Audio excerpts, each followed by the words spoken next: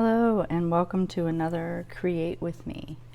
I'm not quite sure how much creating I'm going to get done in this video, but I'm going to try and at least start something. And I also am going to try to keep the wire from my microphone out of view, but we'll see. So from the poll, it looked like a bunch of you were really interested in the pyrography, which is wood burning. And I'm going to share with you some of the tools that I use and what I created in my earlier days of making them and experimenting with pyrography. Basically, it's funny because it's like if it wasn't for this, there would be probably no tarot tiles or Lenormand tiles or any of the things that the wooden creations, the laser stuff, like there might not even be anything more than just tarot decks, right? So I'm going to show you a few of my basic tools. First, we have a fan. We need this fan. This helps to keep, ideally I should be outside or in an even more ventilated area, but I use this fan to direct the smoke from the burn away from me. So I turn it like this and keep it near my surface, and then it directs the smoke away. So that's the fan. And then my wood burner is this thing. I have a Coalwood detailer. It's a little different than your basic one that you get from like Michael's or a craft store. Basically, it plugs in. There's two cords that come out of the back. This is just a rubber band that I have to keep the cords stored when I have them in their space.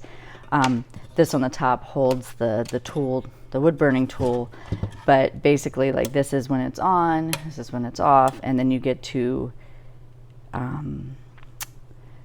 adjust the dial, and this is how much heat is being directed towards the hand tool. And this cord is what the hand tool plugs into. The reason that I, after a lot of research, decided to go with one of these type of tools is because of the precision tips that you can get with it.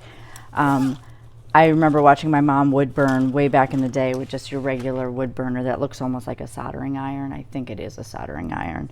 And you could still do a lot with that, but this gives me a little bit more detail. This little thing here is like a razor blade, and it helps to knock the soot off of the tips. So let me show you. This is the puller, and that pulls the tips out of this thing. So this is your hand piece. So here's the wood burner, and this goes in here. And then these are all the tips. Of course, as you know, I like options, although there are a few in here that are repeats, and there are some that I use more than others. Like one of my favorites is like the razor tool, because this just gives me a very crisp line. So I'll pull that one out. Let's see which ones we've got. There's like a curve tool. Let's see. Yeah. And this is like this one is more like a writing. I don't know if you can even see that, but I don't really use it. I use the razor for most things. But see how this one has like the writing tip, and these things just go right in here, and there's a little notch. It goes right in there, which you can put in when there's no heat on it, but to remove it, that's where this tool comes in, because you don't want to actually touch it while it's hot. And it's not hot yet because I haven't turned on any heat. So let's see. There's also some ball tools. There's so many different tips. Like you could literally just, I mean, I've spent hundreds of dollars because I need all the options. Here's one of the ball tips. I like those. There's another ball tip. Another arch tool. There's a smaller razor. Okay. I'm not gonna show all of them. Oh, this one's kind of fun. This one's neat. So this is like if you need to make little circles. That's pretty cool. Okay, hold on, be right back. I have to go let Braxton in because he's being very persistent at the back door.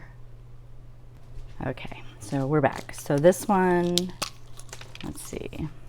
This one is the razor tip. So I use this one a lot to get, like I said, precision stuff, and it reminds me a lot of my tattoo needle.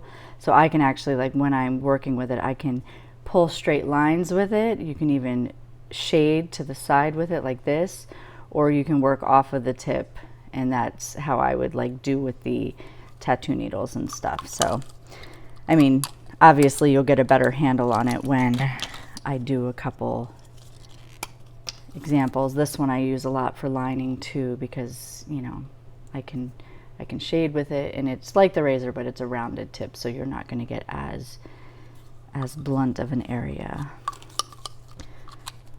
But there's so many options. I also, of course, I have all these. Let's move those out of the way.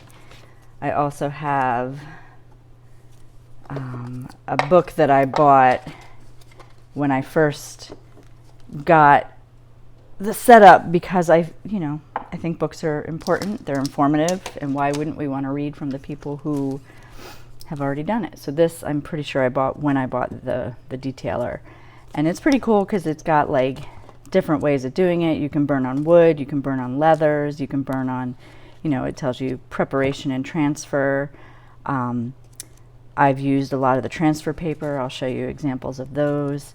What I like about this book, so this is kind of neat because this is like, some people will wood carve and then they'll go in and detail with the burner. But I really like this page because it shows you how in pyrography there's a lot to be done with just texturing. So a lot of the textures is where you get like your texture. It's where you get your tones, your variants, your gradients, and stuff like that. And so this chart is pretty neat because it shows you how to do it. It shows you what they did it with, and it's funny because they're really only using a couple different tips too. I see the writing nib, skew nib, shader, writer, like they don't have a huge variety of it, which is pretty neat. And I'm a firm believer in, you just go with what works well for you. Why wouldn't you? Like I don't even watercolor correctly because I just watercolor with the way that I know works for me. Some of the things that I've created, so I don't have the roll of transfer paper with me, but I do have the stencil that I used to show you how I made. So this was one of my drawings that I did, and I wanted to put this on a box that was kind of like a curio box for me to keep keepsakes in. And I had actually done this as a tattoo on somebody, but so this is like a graphite paper, this transfer paper. So that way I printed out my image, and then I taped this on top of the box, and then so I taped it on top of the inside of this box. This is one of these book box things, and then I drew over all my lines with a pencil. And then I was able to wood burn that. Obviously it didn't happen that fast, but I just wanted to show you that. A little hack. If you're confident in your drawing, you can just draw with pencil onto something. So like this one, I just drew with pencil. I haven't wood burned this yet, but this was found. It's just like one of those little wooden knobs. And so when I was wood burning a lot, I had pre-drawn this because I was like, I'll do that someday. And with me, I get distracted easily, so I never got around to it. So this was the result of that, and this was that box, and I prepped the main design in the same way with that. The back has a wheel of the year, and then I just sealed it when I was finished with it. You can see all the dot textures. The writing tools and stuff, and I just sealed it with a regular like clear coat sealer. These book things you can get from Michael's or any craft store in their wooden section, and these are like my earlier editions. This was my first ever sidetrack. This is my first ever Sawyer's Path deck. This was the production prints, not even production, these were the oh my gosh, from the factory, they sent me sheets, and so I cut them all out, and then it's much bigger because I didn't cut off the bleed, but so this is my first ever Sawyer's Path deck. So I keep the keepsakes in here, and I made this little wrap pouch years ago. This was before I knew Jenna, so I had made this and just to store it away in this little box. And then I have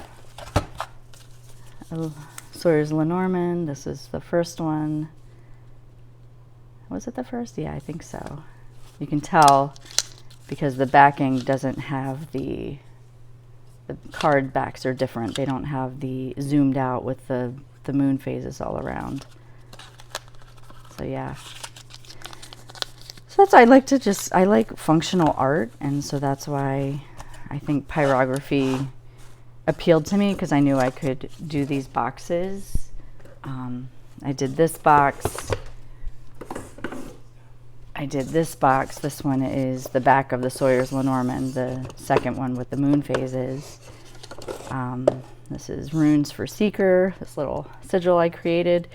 To get this effect, I didn't actually use the wood burning tool. I just used a butane torch and I just burnt it, you know, because why wouldn't you? And it came out so cool. And these are just some charms and stuff.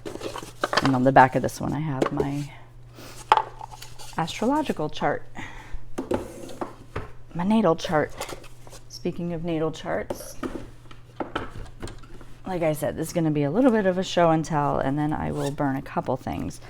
So also back in that time, before I started to get really into functional, you know, the tarot tiles and stuff, you've seen this. I use this as a backdrop for one of our recent castings.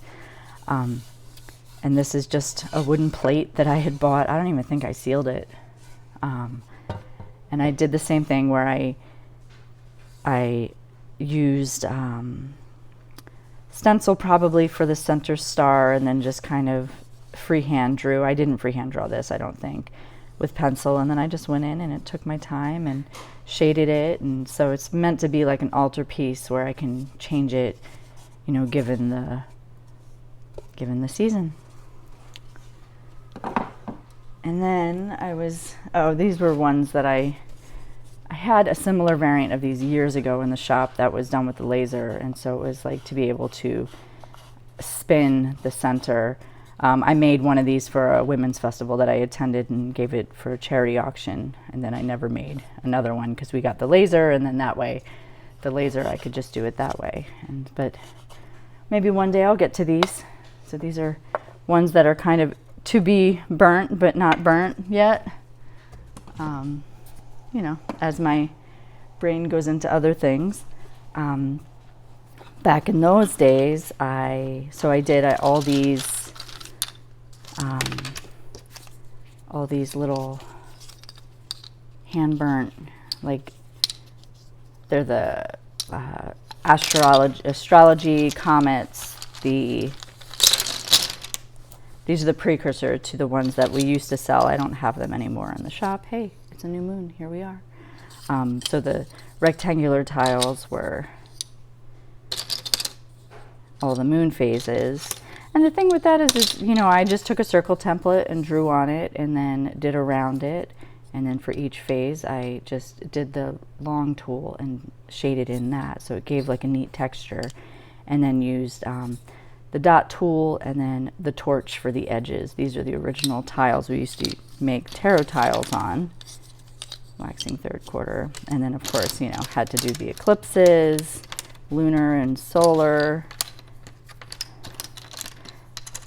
I stopped using these a lot in my readings or just my public shares because I got to a point where I don't like using things publicly that people would want that I can't provide. And, you know, which is a kind of a shame. Like, I don't want people to think that the only things that I share are things that are for sale, but like if people want them, I want them to be able to get them. And I'm not burning things like this for hand anymore because they take a long time. But I would highly recommend, if you're into this, to get the things and do it yourself, because then you imbue your own energy into it and you know, you have your own set, you know. So here's like I bought a bunch of these circles that you can actually buy online.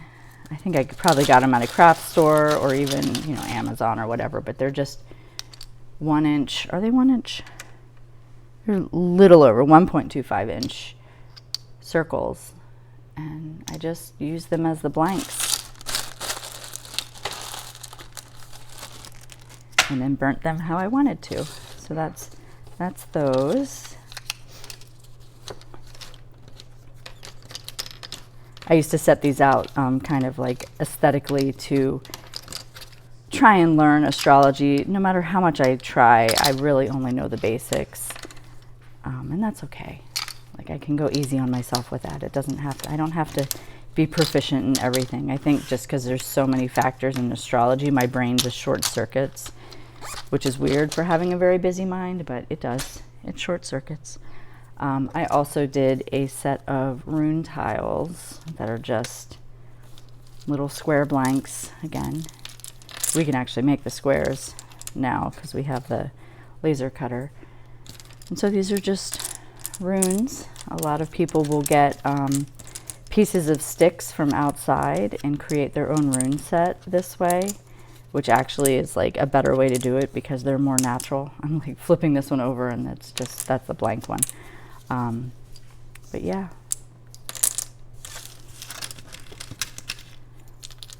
But the whole thing, it was like what really got me into, you know, I had made my Lenormand tiles, and then I was getting into trying to figure out the astrological correspondences that go with tarot. And of course, this was my first set of tarot tiles that I ever made. I mean, down to I made the boxes, so we're looking in 2018. And let's see, we get a couple out of here. So you can see the tiles are a little smaller because they're the ones that, like, this was before we got the laser, so this is when I was hand burning everything. And I wanted to put the correspondences on the backs. And so they were all hand burnt, and they're all imperfect. And again, I stopped using these publicly because I wanted what I use to reflect what we sell. But the pyrography journey definitely led to what we are, pretty much our whole business today, which is kind of funny. Or, you know, it's organic. I like the organic flow of things. So these are one of my little cherished treasures that I have. Okay, so I guess enough show and tell. I'm going to just get into it. So I had Tim cut me the base for another one of these boxes, you know, and you know, I've been using these to paint them, but it's just Baltic birch. It's just wood that you could use in this kind of stuff. So what I thought would be neat is this is the bottom, so I don't even have to worry about the bottom. And then the way that, get these out of my way.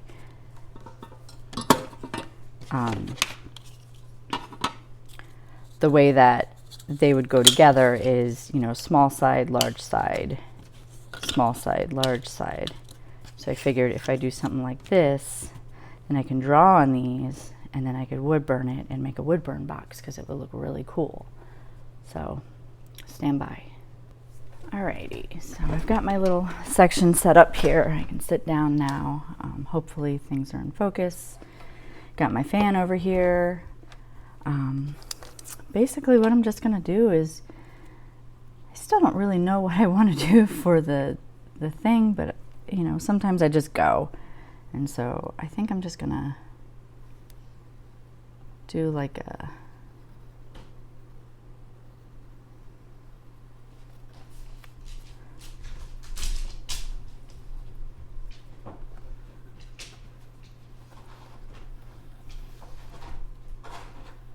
kind of like a celestial wave type of thing, and just see what I come up with.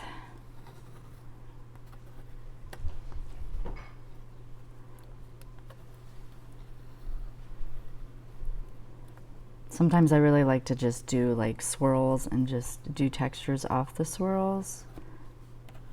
And it comes out pretty neat. Free flowing, no real rhyme or reason.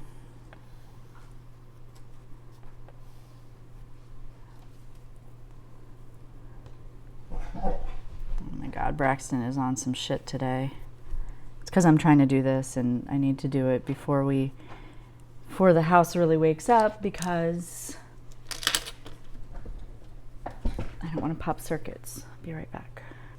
Puppies are not for the faint, man. Oh, every day Tim and I are like, why did we get another puppy? I mean, I love him, but he is a pain in the butt.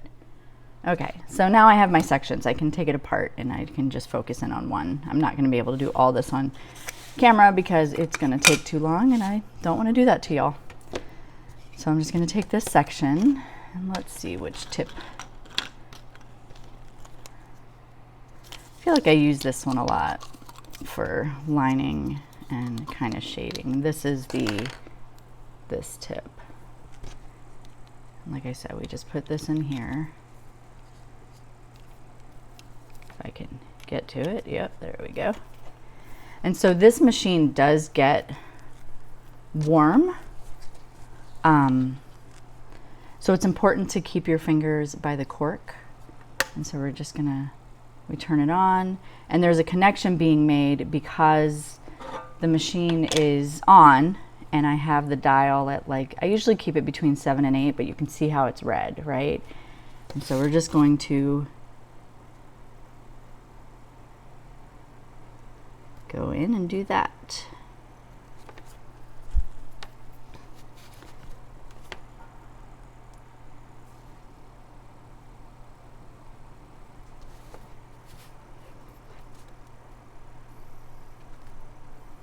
It's been a while since I've done it. I have to get back in my flow.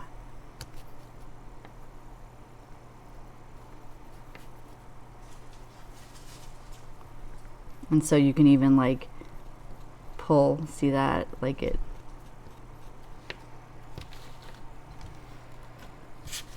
I like to keep it near the fan so that the fan takes it out of my way.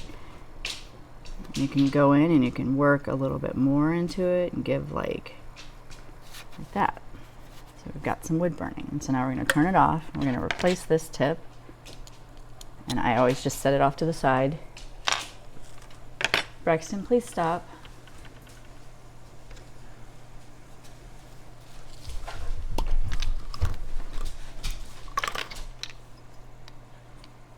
This one is a little longer of a tip, so let's see what this one does. And we've got it back on 7. Basically what it's doing is it's creating a circuit between these, and you know, like the way the electricity works.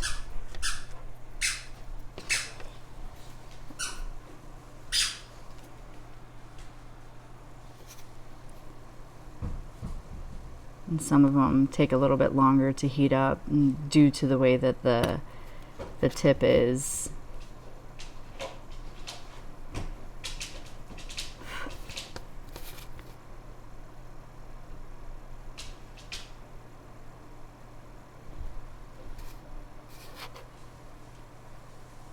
You know, it's this, what's cool about pyrography is it's a slow practice. It's not meant to be rushed. It gets you connected with the wood. It's a very meditative practice. You know, I could go like, because this goes here, so to keep that piece flowing. Braxton, stop. Oh my God. Sorry about all of his interruptions, but this is like puppy time.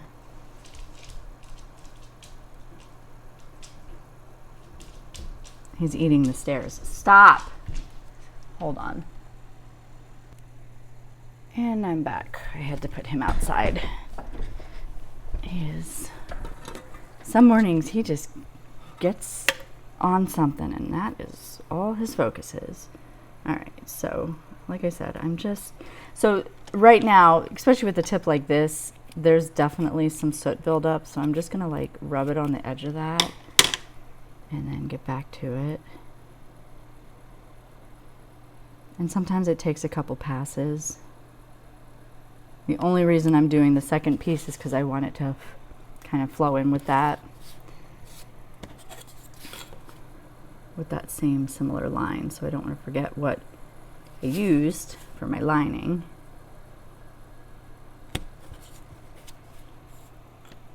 And I probably shouldn't be doing this on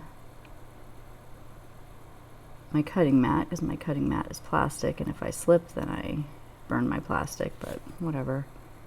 It isn't a craft mat, that's what it's for.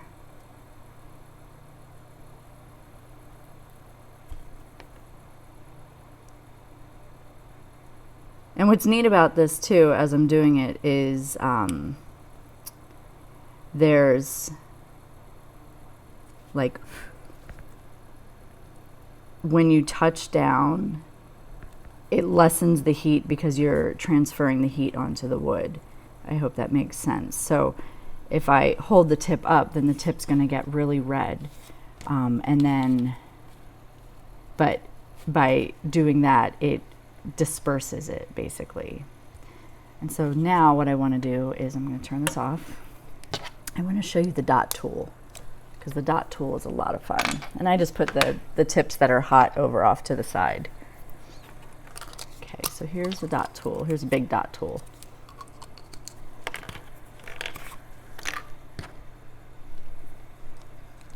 And these take a little bit to get warm, but you'll see.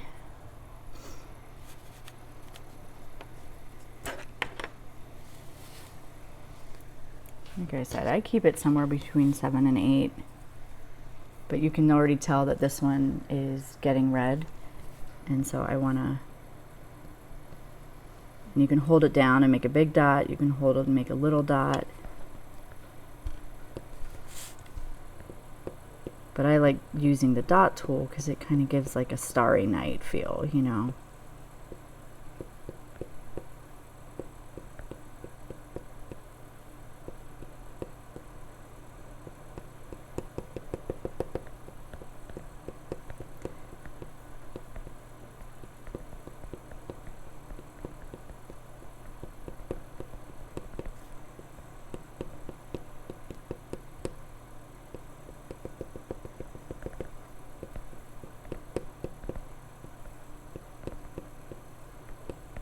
And with dots, I just kind of go wherever feels called. I don't necessarily have rhyme or reason. I just even make this a little bit. Even do like, some people draw with them.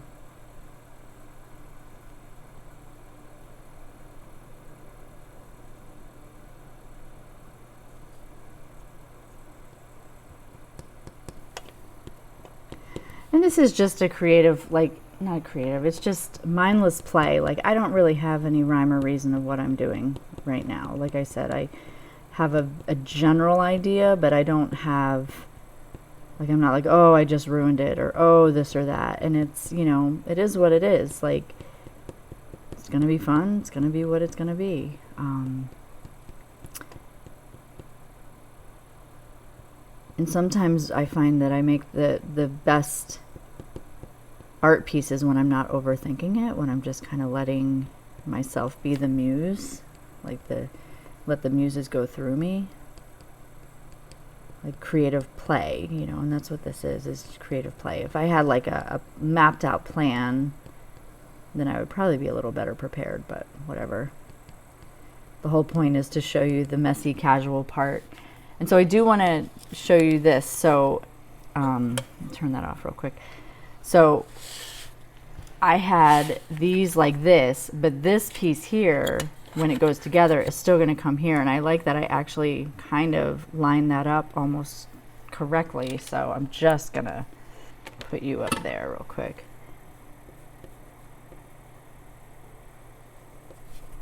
It's almost like I planned that, so that when it goes together, it's still together. And You know, if you wanted to try this and you wanted to make your own box, we can create the blanks for that for you. You just got to let me know. If it's something that people are interested, then it will eventually be in the shop.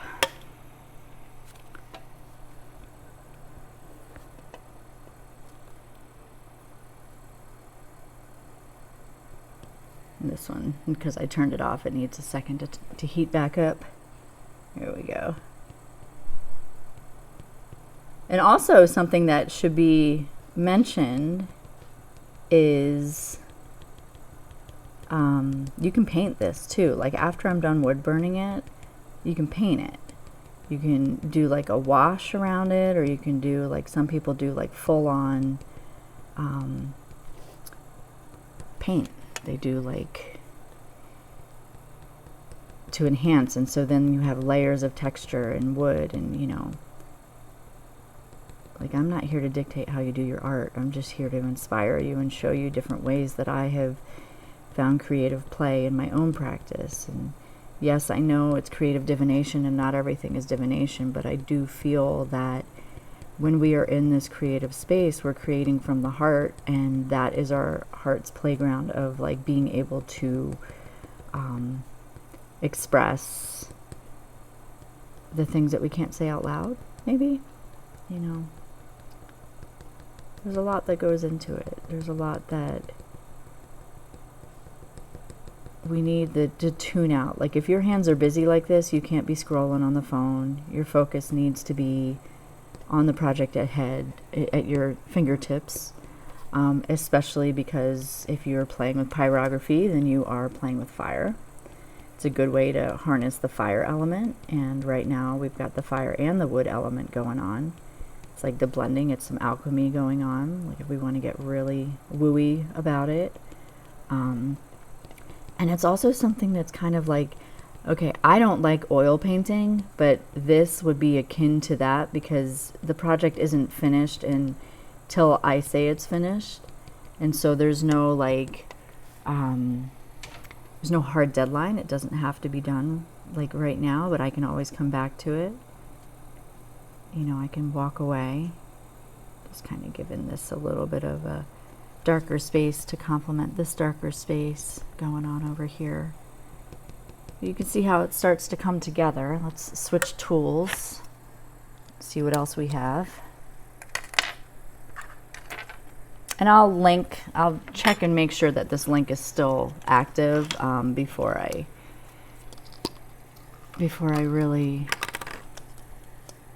share it. I will make sure though, because I want you to be able, if you are interested in this, I want you to be able to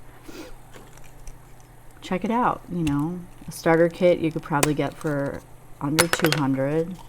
Probably even find used ones on Marketplace. I'm glad I have it. I know when I got it, I was pretty excited and invested in it. Now this is a double-sided. Like I know I used one that was a single-sided. It's been a while since I've done this stuff, so of course I'm trying to find the tools that I remember I used to like using the most, and I want to say they're these. I can tell through all the bag, like all the tips, you know. There goes that dog again trying to come inside. No, Braxton. Okay.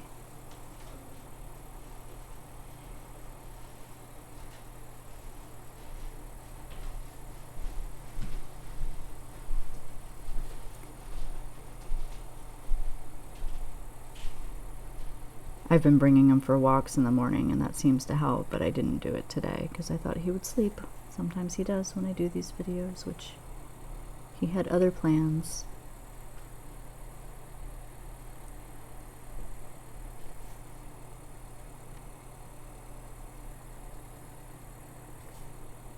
So I don't mind that this is doing this because I want this kind of effect. I'm like, want it to be like a textured landscape down here.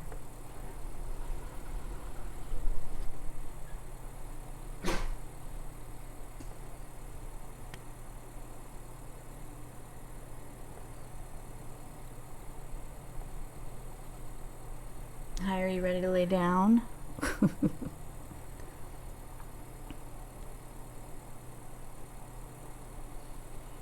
You know, when he was a puppy, I used to pull him up on my lap, and he's now over 50 pounds, and there's no way I can pull him up on my lap, but he doesn't understand that, so he still tries to come up on my lap when I'm at my desk. And while it's adorable and endearing, I feel bad because I can't. He can't. He's too big. My chair is a small desk chair.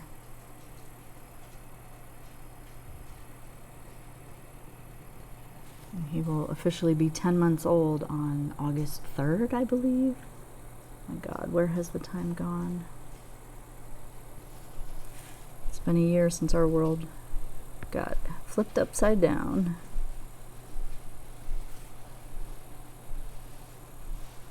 When you're using this too, you can just kind of feel what feels comfortable for you. Like is this comfortable? This kind of can hurt your tip, your fingertips if you're pushing down like that. So sometimes, you know, see what feels comfy for you. I find, because you don't have to press hard if the machine is calibrated to a good temperature. Don't be afraid to turn it up.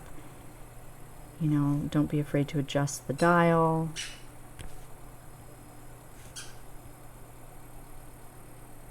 And see how that's giving us some fun textures. So now what I want to do is turn this off, and I want to do some shading. I want to show you guys how we do shading with this. And I'm setting the tips that have been used over off to the side because I know I need to clean them, and that's like the scraping with the thing, and it's also a way to, it's a glass top, so it's not going to burn. Okay, and so now I've got this shader tip, and what this does is this allows me to shade. So I'm going to go in and, oh, it's already warm. So I'm going to bring this down to 6 because I don't need it to be blasting. And so since we've already put those lines on there, it will darken what we've already done, but you can like go and whip it out. Like you can slide it.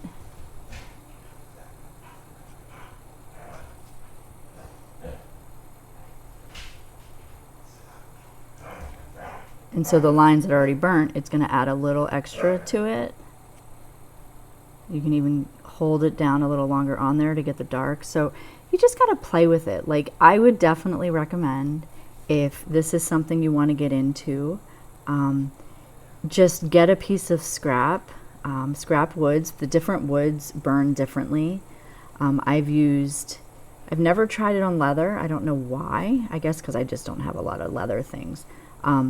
But I would just try and see how, like the Baltic birch burns nice. It's got a nice smell, you know, but you don't want to be sitting here inhaling it. So I don't even know if you can see the smoke, but as it comes up, it goes right into the fan. So it's not going right into my nostrils, because we shouldn't be inhaling smoke. It's still a carcinogen. It's not good for you. Ideally, you should probably be outside or wearing some sort of face mask. I do that with resin, but not so much with wood. But I'm also not sitting right on top of it. I'm sitting off to the side. And certain woods are going to... He is so playful this morning. Certain woods are going to burn a little differently, and you know, there's articles and stuff like saying, hey, you shouldn't burn this kind, or like the sugars in it or what make it like bubble up and fizzle, and you know, but I find that the craft woods really aren't that bad. I could be wrong, but sometimes there's sacrifice when it comes to making art. So see how that's like that? And now if I want to turn it down and say I want to like just do a little shading off of the base of this, turn it up. That's fine. Here comes the baby. Oh my God. Hi, Braxton. You gonna tell all your fans hello? Yeah, you got Sid.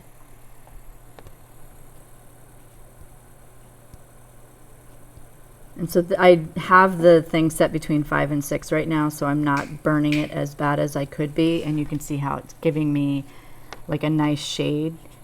It probably should be at 6 because it's not burning as much. But I'm just lightly pressing and...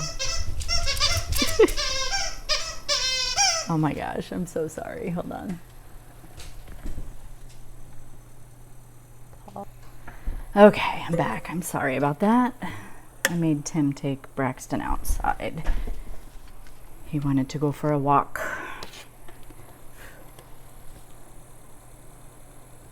So what I was saying is, you know, you can press down lightly, you know, just, I mean, I keep saying you know, but you don't know, you're watching me. So, like when I'm doing it, I'm doing like a little swooping down motion. This is a very similar motion that I use in tattooing, like to control the needle depth, I guess. But it gives, you know, you can keep working over an area to give it a little bit more shading, and it brings that texture in.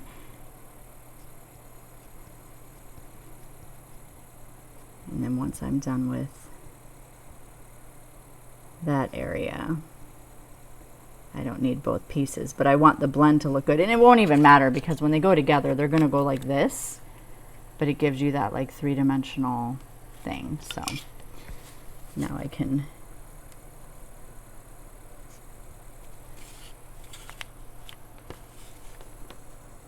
it's actually the first time that I've done a box that hasn't been assembled. You know, I've been thinking about doing it like this.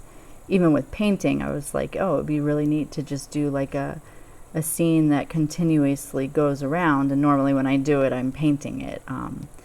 But for this, I just thought it would be neat to do it in a way that before the glue.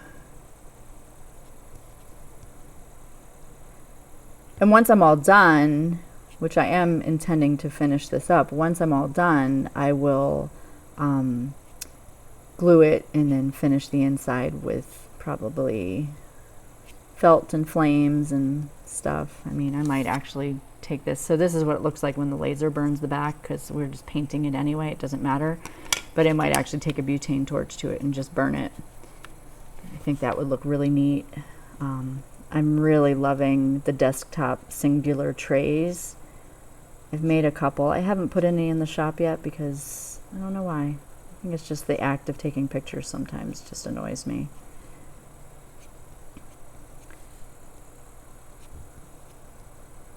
I really hope like this inspires you in some way, and that if you're at all interested in pyrography, definitely check it out. You know, you can start small. You can go to your craft store and get just your basic wood burn kit and just see.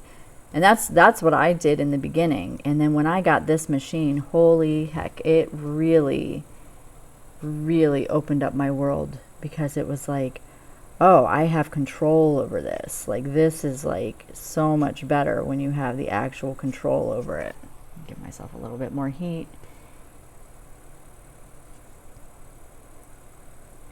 And then it makes sense how, you know, people can do these beautiful, beautiful nature scenes or whatever it is that they're doing. It's just so pretty.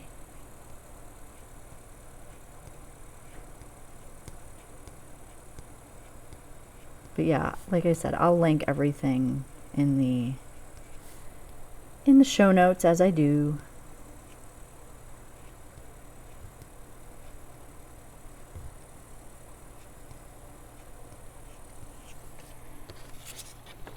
So I hope that gave you a little bit of a glimpse into pyrography. Like I said, I'm not going to be able to finish the whole thing on camera because these take days, and I'm not gonna commandeer you for days. But like I said, it's going to go together like this on the base. You know, it'll all come together, and then it'll have like this really pretty swoopy mountain scene with dots and celestial stuff. I'll be sure to post the finished pics when I'm done. But As always, thank you for being here and being part of my creative world. Let me know if it inspired you, and if you've done pyrography, if it has inspired you to pick it back up. And I will see you here next time. Thanks for being with me. Bye.